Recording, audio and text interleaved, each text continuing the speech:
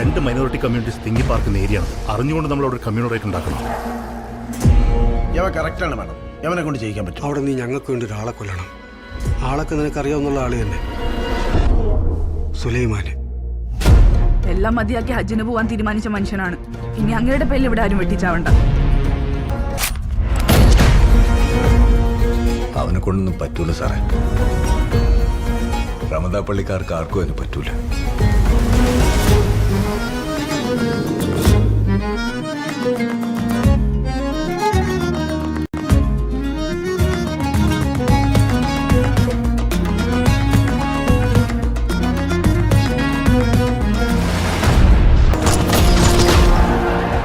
ഇതിനകത്ത് നീ പോലീസ് അല്ല ആര് കയറിയാലും ഈ നാട്ടുകാർ സമ്മതിക്കണം. ഞങ്ങൾക്കറിയാം ഈ നാളെ കാക്കണമെന്ന്.